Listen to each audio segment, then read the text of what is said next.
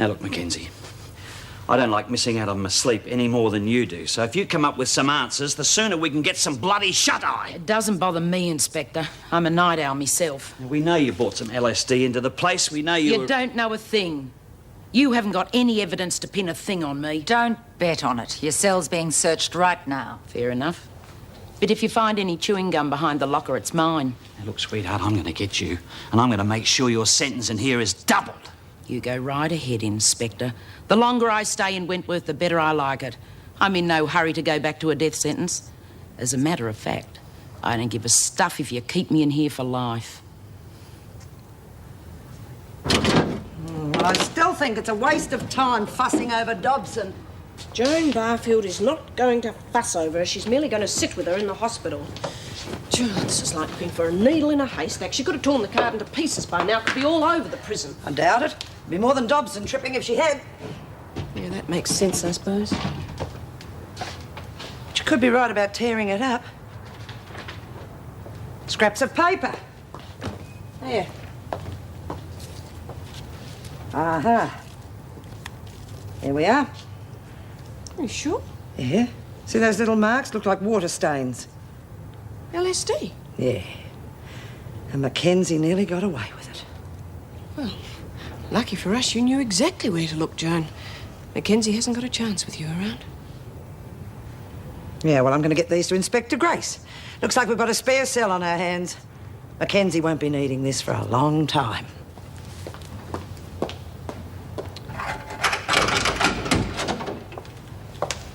Right, Mackenzie, make yourself at home. Oh, thanks a lot, Miss Ferguson.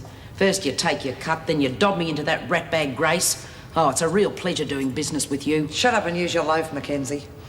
We've got a good thing going, providing no one wakes up to us. That's why I can't afford anyone to suspect us of working together. So if you stop to think instead of moaning, you'd realise I'm doing us both a service. Some service? Oh, you won't be in here long. And if everything goes according to plan, I'll soon be in a position to do what I like around here without anyone to report on it. That's why I can't afford any link between us.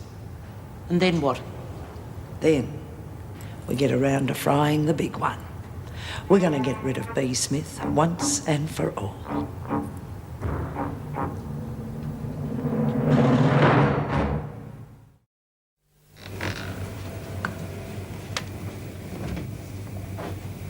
May I help you? Yes, I have an interview. Colin Powell. Oh, yes. If you'd like to take a seat. Well, you look nice and fresh. Did you go home and change? No, I took a change of clothes to work last night. Needless to say, Joan's still in uniform. She's not still in there. She's been in there for 45 minutes. What? Well, I suppose if you take a record on face value, she's a pretty impressive candidate. Oh, don't say that. You're depressing me. I'm depressing myself. Joan Ferguson as governor. Oh, God. That's all I'd need. I saw her when I took the breakfast tray to the pound. Good, I'm not kidding, but you should have seen Nola fit to kill. She was roped. Yeah, at least Laney's okay. No thanks to that bitch. Well, how long do you reckon they'll keep her in the hospital, B? Barfield didn't say. All she did let slip was that she was feeling better, so I don't suppose she'll be there much longer. Oh, well, I'll see Jill at lunchtime. She took the trays through to the hospital this morning. There's no way I'd touch that stuff. Not after Dobson going off her head like that.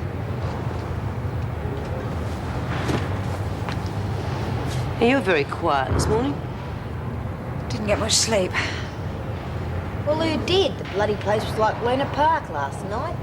Are you okay? Headache. My head's really throbbing. Oh, it's always like this when someone's trying to get through to me from the other side. Yeah, you mean a spook's knocking on your skull? Yeah, well, if they knocked on your skull, they'd find nobody home. Cute. Pretty good lurk, this spook stuff.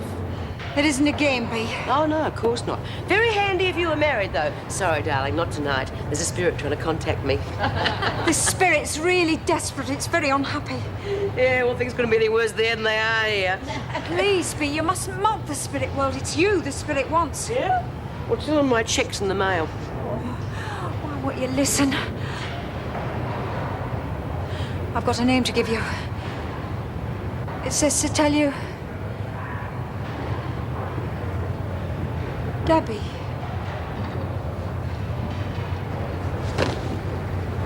Now, you listen to me. You can play silly buggers with the rest of them if you want to. But don't you start playing dangerous games with me, because I won't stand for it.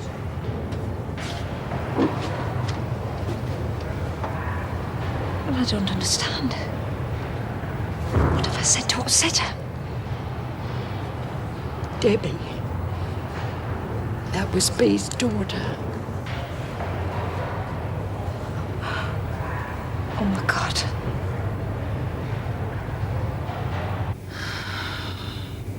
This is ridiculous. I can't stay here all day.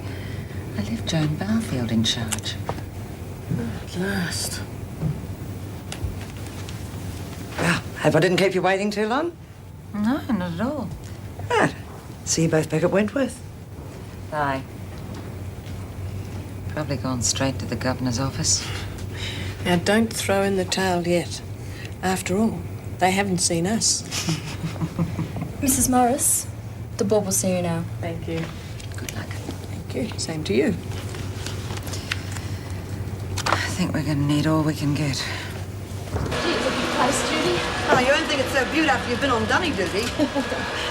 I'd like you to meet Faye here, and Vicky, this is Denise. She's going to be giving us a hand around the place. Well, I don't know how much help I'll be, though, Jude. I'm not much good at anything. Come on, we're not exactly geniuses here anyway. It's just a bit of cooking and cleaning, that sort of stuff. Well, I just don't want to get in anyone's way. Come on, you won't be in anyone's way. We all chip in. That's why it's usually so much chaos. Anyway, I think you're probably going to be a great improvement. Well, I reckon it's fantastic. Do you reckon you can get some film stars to talk to us? Or what about my old man? He always said he was going to take it with him, and he sure as hell didn't leave it to me. Hey, maybe you could find out who the new governor's gonna be. At least the spooks could tell us that. Yeah, that'd be really good. It's not like a phone, you know. You just can't pick it up and contact anyone. They use me as a medium when they want to get through to someone. Like Debbie, you mean? Yeah. Only I can't contact anyone on the other side while she's waiting to give this message to Bea. You mean she's gonna hang around till Bea listens to her? Or something like that. Only Bea just won't listen.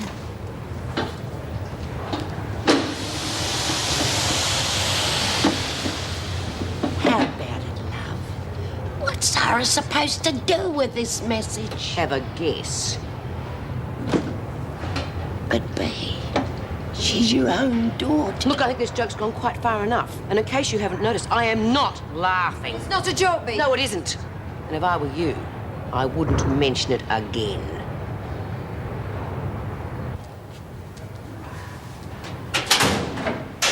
Oh, you back already? Didn't take you long? Long enough. Actually, I had to get out before I got a swollen head. They were very nice. Suppose they do say some nice things. Well, I just thought I'd let you know I'm back. Oh, how'd you go? Not too bad. Things were going pretty smoothly to start with. Then they asked me what changes I'd make if I was governor, and, well, I told them. After that, I think I was the golden-haired girl. That sounds promising. Yes, they are very diplomatic, aren't they? Oh, Joan, I'll be leaving straight after lunch. Do you want to lift to the restaurant tonight? No, thank you.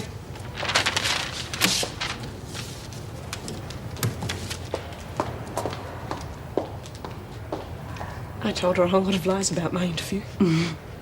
So no. Bea, I've got to... I warned you, now rack off.